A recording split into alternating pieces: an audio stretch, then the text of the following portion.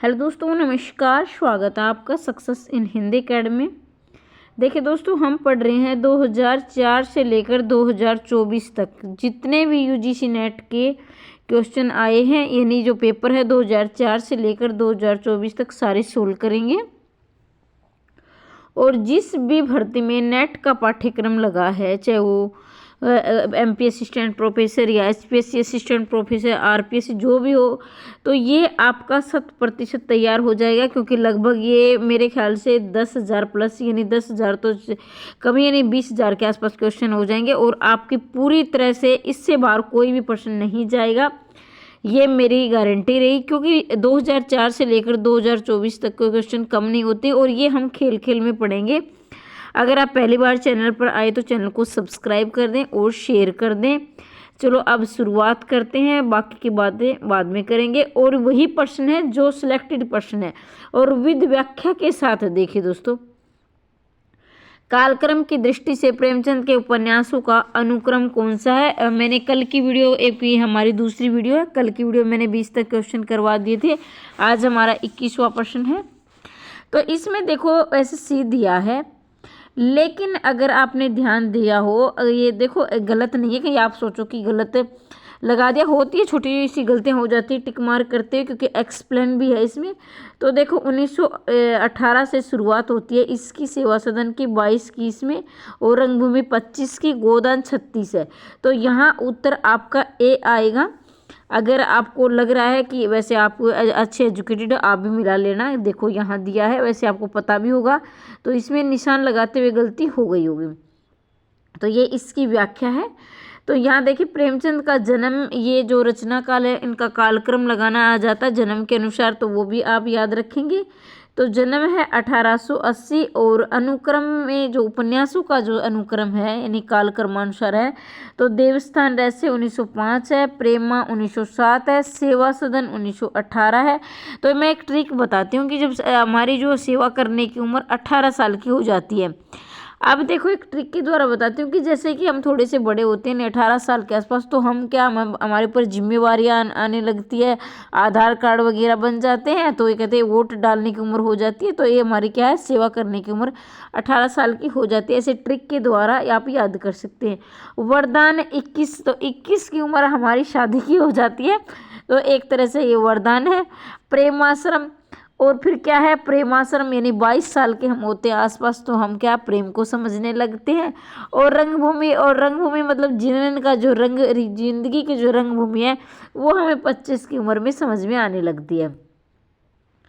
कायाकल्प, क्योंकि हमें, हमारे ऊपर क्या है, एक जिम्मेवारी आने लगती है, नौकरी की जिम्मेवारी, शादी हो जाती है, तो इससे कायाकल्प। और 26 में हम कायाकल्प होते हैं, यानी कि जो महिलाएं तकरीबन माँ बनने की उम्र हो जाती है।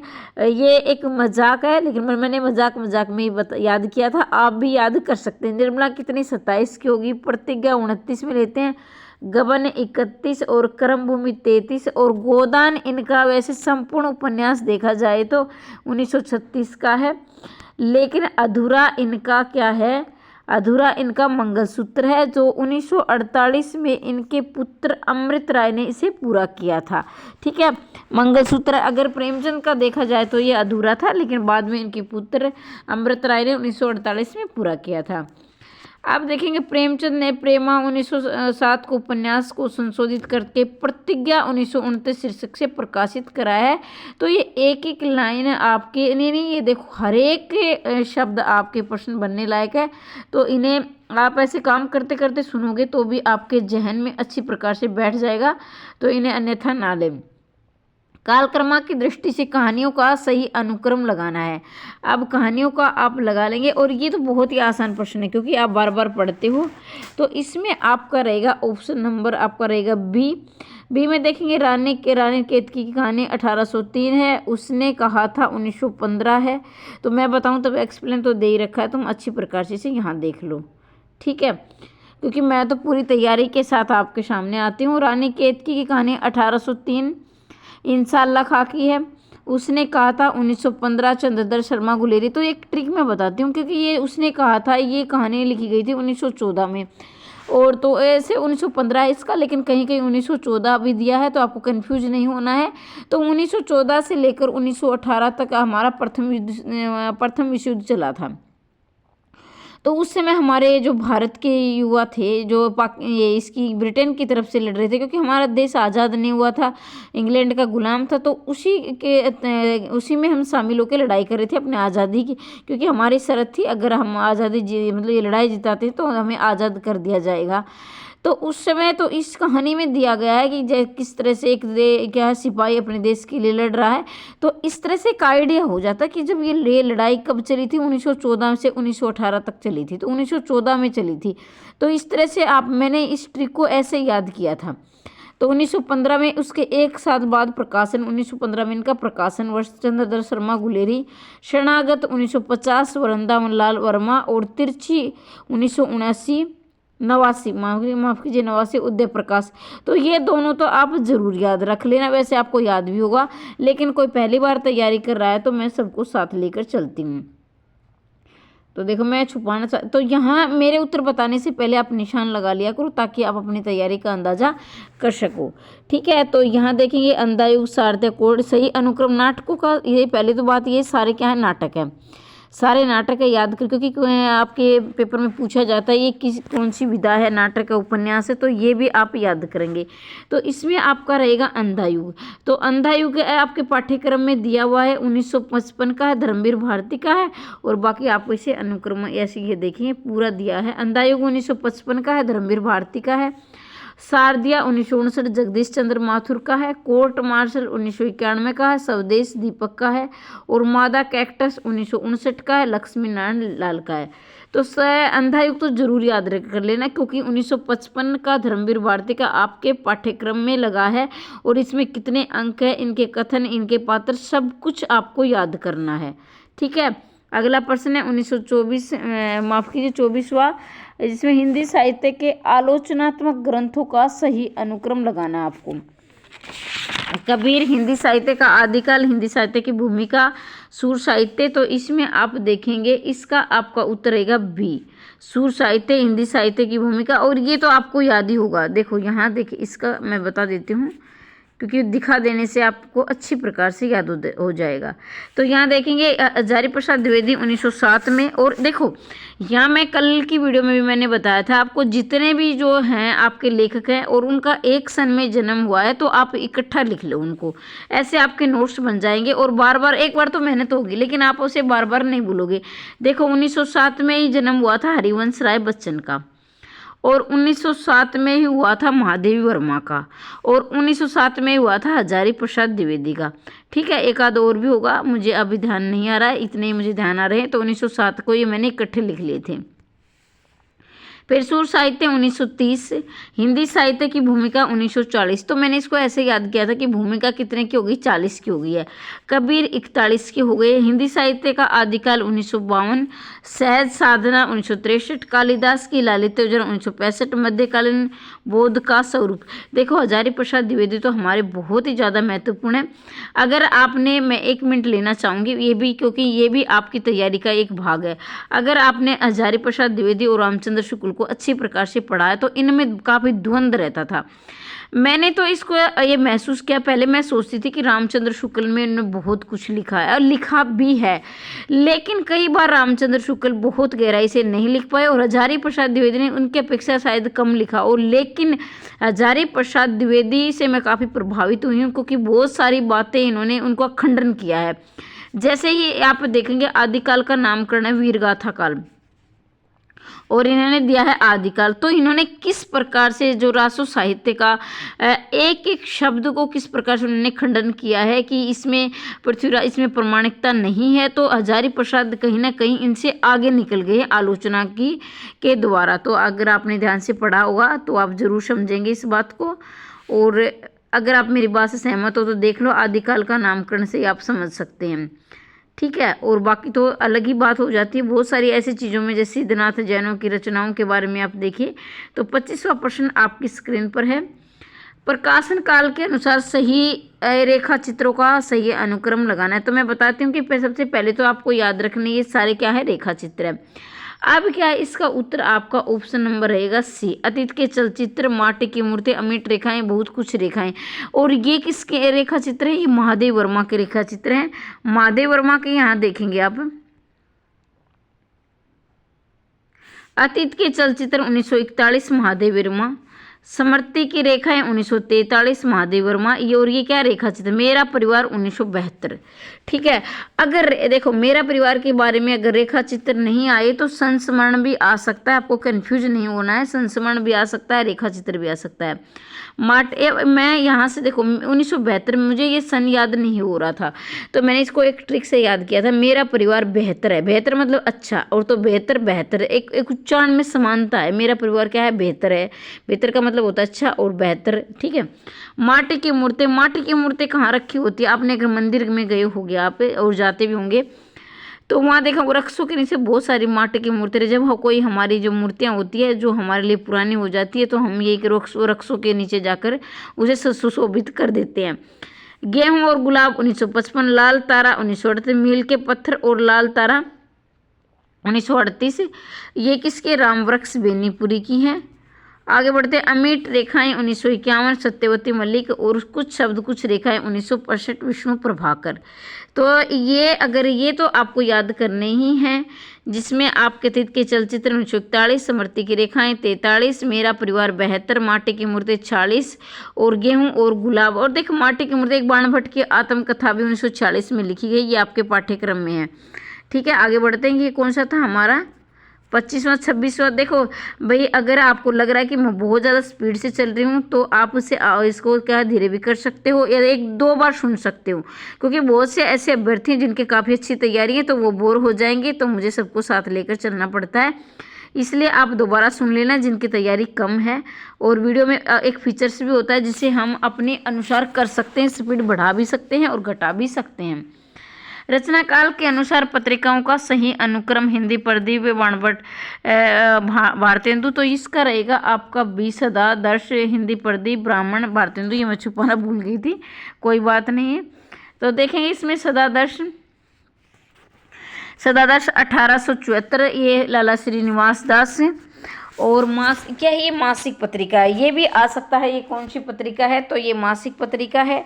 और ये कहाँ से प्रकाशित होती थी? ये काशी से प्रकाशित होती थी। और उसके बाद है आपका, एक सेकंड के लिए, उसके बाद है आपका हिंदी प्रदीप यानी बालकृष्ण भट्ट, एक सेकंड के लिए, बालकृष्ण बस ये मासिक पत्रिका है। और इसके बाद आपका ब्राह्मण, ये भी 1883, ये प्रताप नारायण मिश्र की ये मासिक पत्रिका कानपुर से प्रकाशित होती थी। फिर भारतेंदु 1884, राधाचरण गोस्वामी, वृंदावन। तो यहाँ देखेंगे आप, भारतेंदु से देखेंगे, कंफ्यूज नहीं होना है कि भारतेंदु, क्योंकि जो पहली बार तैयारी कर रहा है या उसने नहीं पढ़ा है तो उनको ये लगेगा कि भारतेंदु जो पत्रिका है तो भारतेंदु ने ही लिखी होगी। तो ये है राधाचरण गोस्वामी की, भारतेंदु की नहीं है। भारतेंदु नाम से राधाचरण गोस्वामी ने संपादन किया था इस पत्रिका 1884। और वृंदावन माफ कीजिए, वृंदावन क्या जगह का नाम है? सदादर्श 1874, लाला श्रीनिवास मासिक है, सारी मासिक हैं। हिंदी प्रदीप 1877, बालकृष्ण भट्ट, ये भी मासिक है, ये प्रयाग से प्रकाशित होती थी। ब्राह्मण, अब देखो ब्राह्मणों का क्या है, जैसे कि आपने देखा होगा, जैसे पूजा पाठ करवाते हैं हम तो ब्राह्मणों को बुलाते हैं, कोई भी काम होता है तो ये क्या प्रताप होता है, क्योंकि उनके बगैर कुछ काम नहीं होता, तो उनका एक प्रताप होता है। ऐसे आप ट्रिक के द्वारा याद कर सकते हो। हमारा कोई भी कार्य जो शुभ कार्य या अशुभ कार्य हैं, घर में किसी की दादा जिसकी भी मृत्यु हो जाए, दादा दादी, तो उसके लिए भी हम ब्राह्मणों की ज़रूरत होती है, तो उनका एक प्रताप होता है। इस ट्रिक से आप इसे याद कर सकते हैं। फिर आगे, और निराला कितना महत्वपूर्ण है बताने की आवश्यकता नहीं है, आप सभी जानते हैं। निराला की रचनाओं का सही अनुक्रम लगाना है तो ये आप लगा सकते हैं। इसमें आपका है अनामिका, परिमल, गीतिका, कुकुरमुता। तो मैं इसको दिखा देती हूँ। और अनामिका के बारे में भी हमें कुछ बातें करनी है इसका। और अगर आपने अभी तक चैनल को सब्सक्राइब नहीं किया तो सब्सक्राइब कर लें, क्योंकि नियमित वीडियो आपको इसी चैनल के माध्यम से मिलेंगी। तो यहाँ देखिए अनामिका के दो भाग थे। तो यहाँ हमने एक ही भाग दिया है, एक भाग है 1923 का और दूसरा भाग है इनका 1938 का। ठीक है, तो अनामिका का अगर पहली बार इसमें दिया है तो ये पहला भाग ही पूछा होगा, क्योंकि उसके अगला जो देख लेना है, क्योंकि अनामिका 1923 की है, तो परिमल किसकी है, 30 की है, गीतिका 36 की। अब मैंने गीतिका को ऐसे याद किया था, गीत कितने 36 प्रकार के गाए जाते हैं। देखो कोई बात होती है ना कि गीत है क्योंकि 36 गीत गा रहे, कई बार बहस होती है तो क्यों 36 प्रकार के गीत सुना रहा हो, यदि किसी टॉपिक पर लंबी बहस चली जाती है परिवार में, तो ऐसा बोल क्यों 36 प्रकार के गीत सुना रहे हो, तो इसे याद कर सकते हैं। तुलसीदास 38, कुकुरमुता 42 और अणिमा 43, बेला 46 है, नए पत्ते 46 है। बेला और नए पत्ते का समय एक ही है, जैसे बेल और पत्ते आप इसे याद कर सकते हैं, बेल और पत्ते दोनों 46 में आई थी 1946। अर्चना 50, आराधना 53 और गीत गुंज 54, सांधे काकली 1969। तो इसमें देखेंगे सूर्यकांत त्रिपाठी निराला की प्रथम कविता जूही की कली 1916 में। अब जूही की कली देखो, अगर जो कई बार आपने जैसे ये लेखक हैं कवि हैं तो ये क्या करते थे, जब किसी नारी का वर्णन करते थे, जैसे युवती का भी वर्णन करते थे जो किशोरावस्था में होती तो उसे कली के द्वारा करते थे, जैसे 16 साल की हो गई कली की तरह लग रही है, तो इसमें उनकी सुंदरता का वर्णन कली के द्वारा। तो जूही की कली कितने की हो गई, 16 की हो गई है, तो कली के समान लग रही है। और जूही की कली मुखचंद की पहली कविता है, जिस पर क्या है महावीर प्रसाद द्विवेदी से छापने से मना कर दिया था क्योंकि इस पर अश्लीलता का आरोप लगा था। तो ये बातें भी आपको याद होगी, लेकिन फिर भी मैं आपके स्मरण को ताज़ा करवा देती हूँ। कामायनी के सर्गों का सही अनुक्रम तो वही क्या है, इसमें आपका रहेगा चिंता, आशा, श्रद्धा, काम, वासना, लज्जा। इस प्रकार से इसमें 15 सर्ग है और इनका ये पूछा जाता है। वैसे तो आपको ये 15 के 15 क्रम के अनुसार याद होने चाहिए, क्योंकि आप नेट और की तैयारी कर रहे हैं, असिस्टेंट प्रोफेसर की तैयारी कर रहे हैं, लेकिन टीजीटी पीजीटी वाले भी अगर देख रहे हो तो इसका अंतिम और प्रथम तो जरूर याद करें ना। पहला सर्ग है चिंता और अंतिम है इसका आशा। तो एक बार मैं इसकी 2 ट्रिक बताऊंगी। और जयशंकर प्रसाद का जन्म आप याद रखेंगे 1889 में हुआ था, और जयशंकर प्रसाद और जवाहरलाल नेहरू का जन्म एक ही सन में हुआ था। मैं पहले बताती हूँ कि हर लेखक जैसे एक समान जन्म वाले उसे आप एक जगह लिख लेना। तो जयशंकर प्रसाद और जवाहरलाल नेहरू का एक ही सन आएगा 1889। ठीक है, तो इसमें आप ये देखो, ये भी आपको ठीक कर लेना, भले इसमें दिया हो, मैंने ज़्यादातर देखा है 1935 कामायनी का समय 1935 आएगा, कहीं कहीं 36 भी दिया हो, तो आप दोनों ऑप्शन याद करें। अगर आपको 36 ऑप्शन में नहीं मिले तो आपको 35 लगाना। आमतौर पर दोनों साथ नहीं दिए जाते हैं, लेकिन अगर दोनों साथ आ जाएँ 35 और 36 तो आपको 35 पर टिक करना है। ठीक है, तो इस बात को आप अवश्य याद रखेंगे। तो इसमें कामायनी में किए क्या महाकाव्य, और इसमें 15 सर्ग हैं। तो मैं इसके दोनों ट्रिक बताऊंगी आपको। ऐसे आप लय के द्वारा भी चिंता, आशा, श्रद्धा 3 ले लिया, काम में वासना, लज्जा, कर्म ईर्ष्या, ईड़ा, सपन संघर्ष, निर्वेदा, दर्शन रहस्य, आनंद। तो इस प्रकार से 2 बार इसे 3-3 के टुकड़े करके भी याद कर सकते हो। लेकिन फिर भी है ना, एक और दूसरी ट्रिक बताती हूँ। देखो, सबसे पहले हमारे मन में चिंता होती है, क्योंकि आपने एक कामायनी को पढ़ा है, तो इसमें क्या है, जैसे जल प्रलय होते हैं तो मनु होता है तो घबरा जाता है, उसमें चिंता होती है। फिर उसे क्या है, एक आशा की किरण नजर आती है। अब चिंता करते करते हम लंबे समय तो करते नहीं, एक समय ऐसा आता कि हमारे अंदर कोई अंदर दिमाग में आता, फिर हमारी आशा की किरण आती, फिर आशा होती है। आशा क्यों होती है उसकी, क्योंकि उसे श्रद्धा दिखाई देती है। अब मनु अकेले हैं और एक नारी आई है, तो उसमें क्या है, काम की भावना जाग जाती है। फिर काम की भावना को आपको समझते हो, फिर उसमें वासना, फिर उसमें क्या है, जब भी दोनों का मिलन होता है तो उनमें लज्जा का भाव आ जाता है, और लज्जा का भाव होता है। फिर उसके बाद क्या होता है भाई, काम तो करना पड़ेगा, फिर कर्म करना पड़ेगा। जब दोनों मिल जाते हैं तो काम, क्योंकि आगे की जिंदगी के लिए भी तो कर्म करना जरूरी होता है, फिर कर्म। फिर ऐसे ही भाई, फिर उसके बाद है गृहस्थी में लड़ाई होनी शुरू हो जाती है, फिर ईर्ष्या होती है, फिर ईड़ा का मतलब क्या, बुद्धि, फिर बुद्धि से थोड़ा काम लेना पड़ता है, भाई लड़ाई झगड़ा ठीक नहीं है। फिर क्या, हमारे मन में सपन आते हैं, भाई हम ये योजना बनाते हैं, वो करेंगे सपने।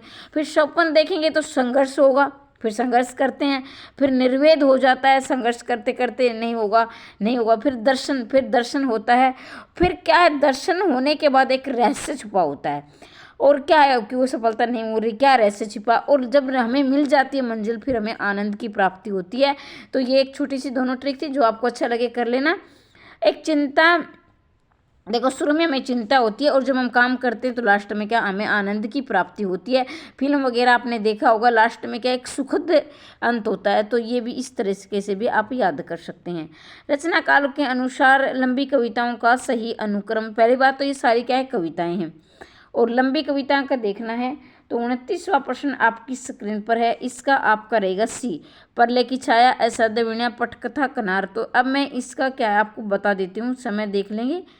परले की छाया किस जयशंकर प्रसाद की 1931, असाध्य वीणा 1961 आज्ञे की है, पटकथा 1972 धूमिल की है और कन्हार भी इन्हीं की है। तो ये आप याद कर लेना।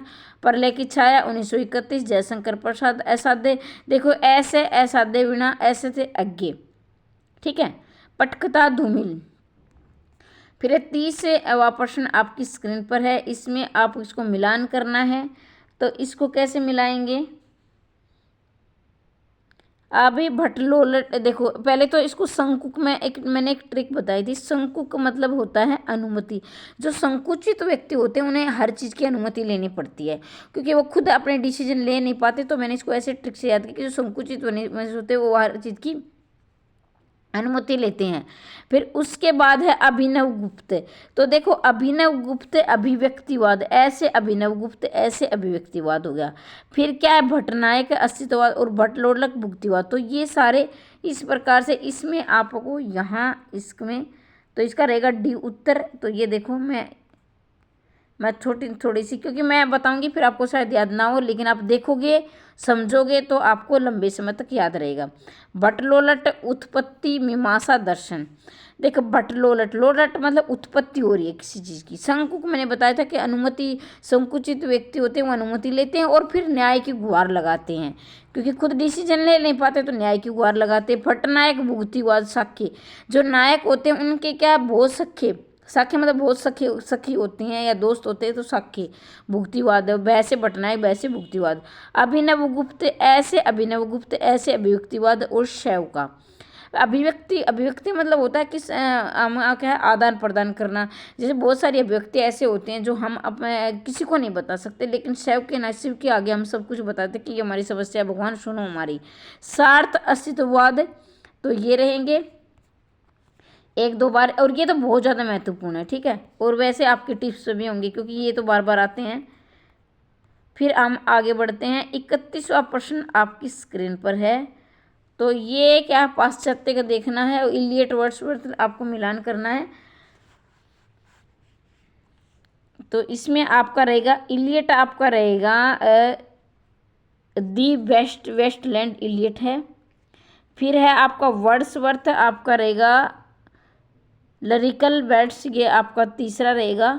फिर सी का आपका रहेगा ए पेरिप्सुस लोग, अरस्तु आपका रहेगा दो पेरिपोथ्स। तो इस प्रकार से आपका बी उत्तर हो जाएगा। तो एक बार मैं इसको दिखा देती हूँ और छोटी सी ट्रिक भी बताती हूँ। The Waste Land Eliot, the Waste Land Eliot lyrical bats, देखो यहाँ वे आया वेल्डस और यहाँ भी वर्ड्सवर्थ, यानी समान सा उच्चारण है, वेल्डस वर्ड्सवर्थ। तो ऐसे प्रिप्सुस लोगिनुसु, तो देखो ये सुसु आया नूसु, ये सुसु या नूसु लिस्ट में। और पोरिपोथेसिस अरस्तु। फिर रिपब्लिक प्लेटो, और प्लेटो वाला था, और रिपब्लिक बहुत ही ज़्यादा महत्वपूर्ण है। और वैसे तो सारे याद करने, लेकिन ये तो टीजीटी पीजीटी में भी आ जाते हैं। फिर आगे आपका 32वां, इसमें मैं थोड़ा सा ये देखूं ताकि आप भी खुद मिलाकर देख लो। 32वां प्रश्न आपकी स्क्रीन पर है। तो देखो आगे का रहेगा आपका सनवत, आगे का रहेगा सनवत से, और किशन पटनायक का रहेगा आपका ए विकल्पहीन नहीं दुनिया। केदारनाथ सिंह का आपका रहेगा वी कब्रिस्तान में पंचायत, और डी का आपका अनामिका का रहेगा स्त्री स्थितों का मानचित्र। तो इस प्रकार से आपका ए उत्तर रहेगा। अब मैं इसको दिखा देती हूँ आपकी, देखो सनवत्स आज्ञे की रचना है। फिर है विकल्पहीन नहीं है दुनिया, किशन नायक पटनायक। अब जो नायक होते हैं विकल्पहीन, उसके जिंदगी में कोई विकल्प नहीं होता, वो जो चुन लेते हैं उसे सिलेक्ट करते हैं, जो पूरा करते हैं। कब्रिस्तान में पंचायत केदारनाथ, अब केदारनाथ हम जाते हैं तो वहाँ देखोगे कब्रिस्तान वगैरह, जैसे जो भगवान बोले थे वो कब्रिस्तान में रहते थे भोलेनाथ। तो इस तरह से कब्रिस्तान में कौन रहते थे, केदारनाथ रहते। और केदारनाथ कहाँ, हम शिव के दर्शन में जाते हैं, ठीक है। स्त्रीत्व का मानचित्र अनामिका। अनामिका क्या है, स्त्रीत्व का मानचित्र खोज रही है। कि नहीं, एक अनामिका एक स्त्री को आप कल्पना कर सकते हैं, अनामिका एक स्त्री, और हर स्त्री अपने क्या है, अपना अस्तित्व खोजती है।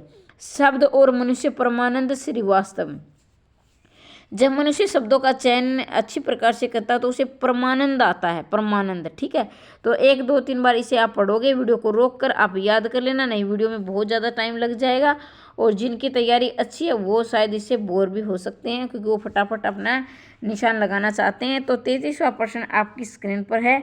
तो इसका आपका रहेगा, मैं दिखा तो देती हूँ थोड़ा सा ताकि आप भी मिला सकें।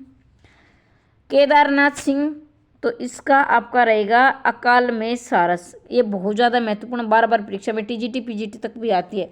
केदारनाथ सिंह अकाल में सारस। ज्ञानेंद्र पति है, ज्ञानेंद्र प्रति संशय आत्मा। भारत भूषण अग्रवाल आपका अग्निलिक, ये भी बहुत ज़्यादा महत्वपूर्ण है। भारत भूषण अग्रवाल अग्निलिक। और कुंवर नारायण आत्मजयी। तो मैं इसकी एक ट्रिक बनाऊंगी, इस प्रकार से आपका ऑप्शन नंबर ए सही हो जाएगा। यहाँ देखेंगे आप 33वां था,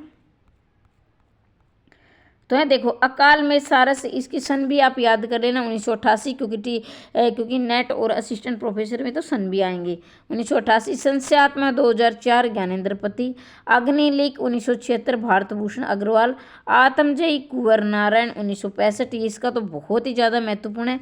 निर्वासित कविताएं 2004 भागवत रात। देखो अब अकाल में सारस, अब केदारनाथ गए आपने, वहाँ अकाल सारस देखे, ठीक है। संशय आत्मा, जो पति होते हैं बड़े संशय, ज्ञानेंद्र पति बड़े ज्ञानी बनते हैं और अपने आप में संशय रखते हैं, हर चीज़ पर डाउट करते हैं। अग्निलिक भारत भूषण अग्रवाल। अग्निलिक भारत, देखो अग्निलिक पर कौन चलते, भारत का भूषण होगा, जो भारत का गौरव होगा, भूषण होगा, भूषण मतलब आप समझते हो ना, अग्निलिक तो अग्निलिक पर चलेगा। आत्मजयी कुंवर नारायण, कुंवर मतलब जो युवा होते हैं, जो कुंवर किसको बोलते हैं, युवा को बोलते हैं। तो वो अपने आप में जय प्राप्त कर लेते हैं, मतलब अपनी कमजोरियों पर जय प्राप्त कर लेते हैं, जैसे आत्मजयी कुंवर नारायण। निर्वासित कविताएं 2004। और आप अपने तरीके से भी याद कर लेना, जरूरी नहीं है कि आप मेरा ही तरीका अपनाओ, क्योंकि मुझे तो भाई मेरे बगैर ट्रिक के मैं तो याद रख नहीं पाती हूँ, तो मैं यही ट्रिक के द्वारा ही मैं याद करती हूँ।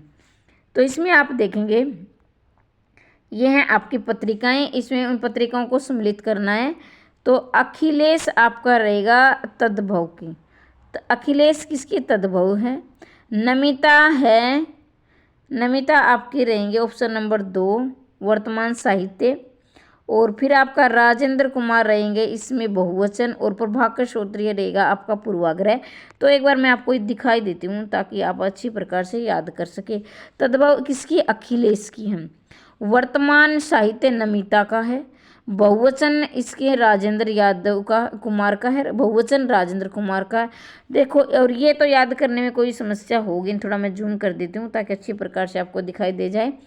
पूर्व गर्गे पैसे पूर्व पैसे प्रभाकर सूत्रीय और समांतर पंकज विशिष्ट। तो वीडियो को रोककर अच्छी प्रकार से देख लेना और अपना याद कर लेना, ठीक है। और ये हमारा कौन सा था, 34वां। अब आगे हैं 35वां प्रश्न आपकी स्क्रीन पर है। कहानी और कहानीकारों को सम्मिलित करना है। तो इसमें आप देखेंगे सदगति, बिल्कुल ये तो आसान ही है। सदगति किसकी है, एक मिनट। सदगति प्रेमचंद की है भाई, बिल्कुल ये तो सदगति आपने पढ़ा है। और बिसाती आपकी है जयशंकर प्रसाद की बिसाती। और 2 वाक्य आपके किसके, भगवती चरण की हैं। और पाजेब किसकी है, जैनेन्द्र की हैं, ठीक है। पाजेब जैनेन्द्र की है। तो यहाँ मैं एक बार आपको दिखा देती हूँ। सदगति 30 प्रेमचंद की, बिसाती 29 जयशंकर प्रसाद, 2 वाक्य 36 भगवती चरण, पाजेब 45 जैनेन्द्र। और उसने कहा था, तो अब थोड़ी देर पहले भी हमने उसने कहा था पढ़ा था 1915 चंद्रधर शर्मा गुलेरी। तो ये देखो कितने महत्वपूर्ण। सदगति 30 प्रेमचंद और बिसाती 1929 जयशंकर प्रसाद, 2 वाक्य 1936 भगवती चरण। और पाजेब तो बहुत ही ज़्यादा महत्वपूर्ण है 45 जैनेन्द्र, उसने कहा था ये भी महत्वपूर्ण है 15 जैनेन्द्र। तो ये आपका स्क्रीन पर है आपका 36वां तो 36वां हम यहीं देख लेंगे। शेष गणेश और मन लेत देत पर छटाक नहीं, ये तो आप कर ही लेंगे। और जैसे उड़ी जहाज को पंछी गिरा उन्हें बिन पाती, तो इस प्रकार से देखेंगे। 36वां आपका रहेगा ऑप्शन में। ऑप्शन तो बाद में देखेंगे, पहले हम इसको मिला लेते हैं। तो शेष गणेश इसका रहेगा आपका रसखान की है। शेष महेश गणेश दिनेश किसकी, रसखान की है। मन लेत पर देत छटाक नहीं, ये किसकी, घनानंद की, क्योंकि घनानंद को क्या सुजान ने धोखा दिया था, जो इनकी प्रेमिका थी, इनका एकनिष्ठ प्रेम था। तो इन्होंने कहा था कि मन लेते, मन मतलब जब मन होता है वैसे 40 किलो, और देत छटाक नहीं मतलब मन लेता है यानी ज़्यादा ले लेते लेकिन देना कुछ नहीं है, मतलब वो उसको उनकी तरफ से प्यार नहीं मिल रहा था। जैसे उड़ी जहाज को पंछी, तो सी का आपका रहेगा एक सूरदास।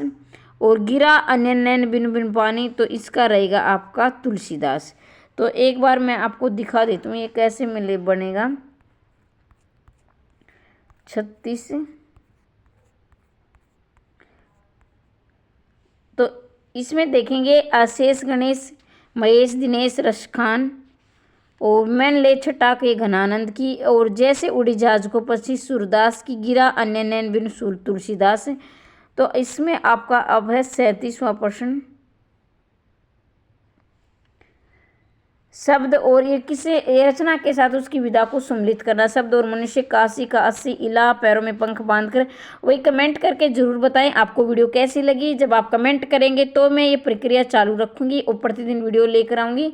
नहीं तो क्या है, कहीं ने एक ने कमेंट किया था कि मैम आपकी वीडियो बहुत दिनों के बाद आती है, तो लगातार जब ही आप ये रहेगा सीरीज चालू, जब आपके कमेंट आएंगे, आपका क्या है रिस्पॉन्स मिलेगा।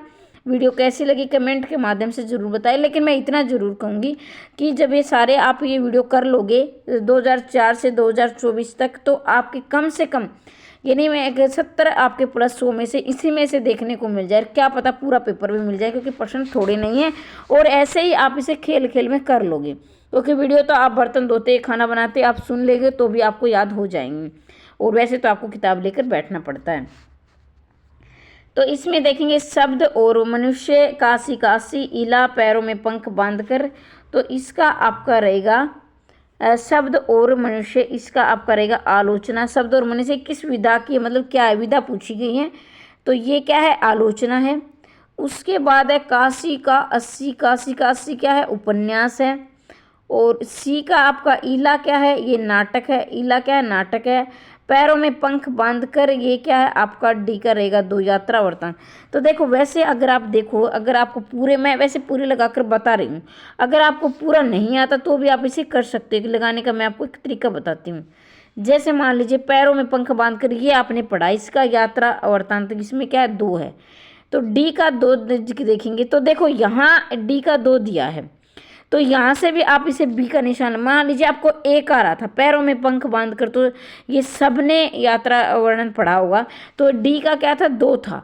तो यहाँ देखो आप डी में 2 किसका है, तो इसमें डी में 2 है, तो ये भी आप यहाँ लगा सकते हो। वैसे मैं सारे लगाकर इसलिए बता रही हूँ ताकि आपके सारे याद टिप्स पर हो जाए। वैसे तो मैं इसका डी का 2 लगाकर आगे बढ़ सकती थी, लेकिन क्या अब हम प्रैक्टिस करें तो इसलिए मैं करवा रही हूँ। ये शब्द और मनुष्य परमानंद श्रीवास्तव की रचना है, आलोचना है। काशी का 80, तो कैसे काशी, कैसे काशीनाथ सिंह क्या क्या उपन्यास है। ईला पर भाकर श्रोत्रिय, ये क्या है, नाटक है। पैरों में पंख बांधकर राम वृक्ष बेनीपुरी का क्या है, यात्रा साहित्य है। और मिठुआ अष्टभुजा शुक्ला निबंध है। देखो पैरों में पंख बांध कर, तो ये ऐसा लगे भी पैरों में पंख बांध कर तो आदमी क्या यात्रा करना चाहता होगा, उड़ना चाहता होगा, और उड़ेंगे तो यात्रा करेंगे। तो ये तो एक कॉमन सेंस वाली बात है, ये कर सकते हैं। देखो अब मैं आपको बताऊंगी, अगर आपको अब आपको उत्तर का नहीं पता, मैं यहाँ यहीं बता दूंगी। देखो अब आपने क्या पढ़ा है, मान लीजिए आपने त्याग पत्र का पढ़ा है, तो त्याग पत्र का है मृणाल, एक पढ़ा आपने सी का 1, तो सी का 1 देखो किस में है, एक मैं इसको ऐसे कर दूँ, देखो सी का 1 सी में है, त्याग पत्र मृणाल के। तो इसमें हम देखें इसका उत्तर, देखो सी ही है ना। त्याग पत्र मृणाल 1 आपको 1 आ रहा है, तो आप इस प्रकार से भी निशान लगा सकते हो, जरूरी नहीं आपको सारे आ रहे हो। ठीक है। तो ये सारे इस तरह से ये प्रश्न मुझे बहुत अच्छे लगते हैं, क्योंकि इसमें एक प्रश्न में आपके 4-5 प्रश्न भी तैयार हो जाते हैं और कहीं ना कहीं आपका प्रश्न ना आते हुए भी ठीक हो जाता है। तो देखो इसमें पूरी डिटेल यहाँ दी गई है। कौन सा हम 38वां कर रहे थे, रंगभूमि 1925 क्या है, प्रेमचंद, और इसका पात्र है सोफिया। सोफिया इसकी पात्र है। फिर है झूठा सच के 2 भाग है, ये आपके पाठ्यक्रम में है। एक भाग 1958 और दूसरा 60 यशपाल का है। और फिर इसकी क्या पात्र तारा है। फिर है त्यागपत्र 1937 जैनेन्द्र का, ये क्या है मृणाल की है। अंधेरे बंद कमरे 1961 मोहन राकेश, ये नीलिमा पात्र है। अपने अपने अजनबी 1961। देखो अंधेरे बंद कमरे और अपने अपने अजनबी, इन दोनों का समय एक जैसा है, तो दोनों को एक साथ याद कर लो। अंधेरे बंद कमरे और अपने अपने अजनबी दोनों क्या है 1961। ये परंतु ये याद रखना, अंधेरे बंद कमरे मोहन राकेश उपन्यास है और अपने अपने अजनबी किसका, अज्ञे का है। तो ये है योके सेल्मा। तो देखो अपने अपने अजनबी ऐसे अपने और ऐसे अज्ञे भी आप याद रख सकते हो। योके सेल्मा इनके क्या पात्र है। अब अंधेरे बंद कमरे क्या है, मोहन राकेश का है। देखो अंधेरे बंद कमरे में सब अजनबी हो जाते हैं, ठीक है। तो देखो आपने कमरा बंद कर दिया, बिल्कुल अंधेरा कर दिया, और कोई बैठा तो आपको दिखाई नहीं लगा, आप पूछोगे, चाहे आपके घर का सदस्य बैठा तो भी आप पूछोगे कौन हो, तो मतलब अजनबी लगता है। तो इसलिए अंधेरे बंद कमरे और अपने अजनबी दोनों 1961 में ये इनका सन है। तो मैं ऐसे याद करती हूँ, जब मुझे 2 सन एक जैसे याद करने पड़े तो मैं इसी ट्रिक के द्वारा याद कर लेती हूँ। वैसे आप अपने तरीके से याद करिए, जो जिस तरीके से आपको याद होता है, ज़रूरी नहीं आप मेरे तरीके से याद करें। अब आपको देखो इसमें से मान लीजिए आप एक याद आ रहा है आपको, देवसेना किसकी, सकंदगुप्त की है, तो ये 3 है। तो यहाँ देखो ए का 3 किस में है, तो देखो ए का 3 हमें एक में ही मिल गया और हमें मिलाने की ज़रूरत ही नहीं है। तो आप इसे आगे याद कर सकते हो। देखो ए का ए ही है, बाकी हम सारा देख लेंगे क्योंकि हमें तो सभी याद करने हैं ना, बाकी देख लो। सकंदगुप्त 1928 का नाटक है, ये आपके पाठ्यक्रम में लगा हुआ है।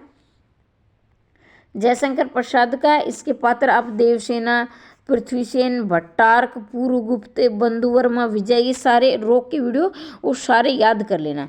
कोणार्क किसके 1951 जगदीश चंद्र माथुर की, ये विशु नरसिंह देव धर्मपाल। अंधा युग भी आपके पाठ्यक्रम में 1955 धर्मवीर भारती, इसमें गांधारी युद्ध जो कि महाभारत के युद्ध के पर आधारित है। 18वें दिन की 18वें दिन की घटना है। आधे अधूरे भी आपके पाठ्यक्रम में 1969, ये मोहन राकेश का है। और इसमें आप देखेंगे सावित्री जुनेजा है, सावित्री है, जुनेजा है, महेंद्रनाथ है, जगमोहन है, अशोक किसका, सावित्री और महेंद्रनाथ का बेटा है अशोक। और बाकी ये पुरुष पात्र इसके ऑफिस में काम करते हैं। तो इस प्रकार ये है। ये कौन सा हमारा 39वां 40, तो क्योंकि हम रोज वैसे तो ये हम कल पढ़ेंगे। तो ये वीडियो में कमेंट करके ज़रूर बताएंगे वीडियो कैसी लगी। अगर आपको संपूर्ण पाठ्यक्रम चाहिए यानी संपूर्ण सिलेबस चाहिए तो आप इस नंबर पर संदेश भेजकर मंगवा सकते हैं। संपूर्ण पाठ्यक्रम में जिसमें आपकी UGC net, Haryana objective, subjective तमाम तैयारी आपकी हो जाएगी। मात्र और मात्र 999 रुपये के नोट्स हैं अगर आपको चाहिए तो।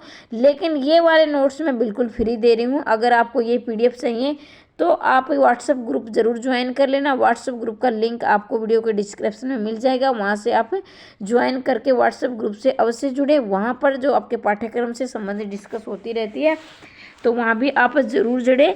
और अगर आपकी जो हाजिरी है आप कमेंट करके ज़रूर बताया करो वीडियो कैसी लगी। जब आपके कमेंट आते हैं तो मुझे एक नई ऊर्जा मिलती है, एक प्रेरणा मिलती है। और जब आपके कमेंट नहीं आते हैं तो मैं 2-3 दिन वीडियो बनाने में लगा देती हूँ।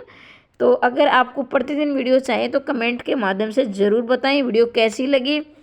और अपने दोस्तों तक शेयर अवश्य कर दें ताकि ज़्यादा से ज़्यादा अभ्यर्थी निःशुल्क रूप का फ़ायदा उठा सकें। आज के लिए इतना ही। और मैं चाहती हूँ इसी भर्ती में आपका चयन हो जाए। हमेशा हंसते रहिए, मुस्कुराते रहिए, दिन दोगुनी रात चौगुनी उन्नति करते रहिए। जय हिंद, जय भारत।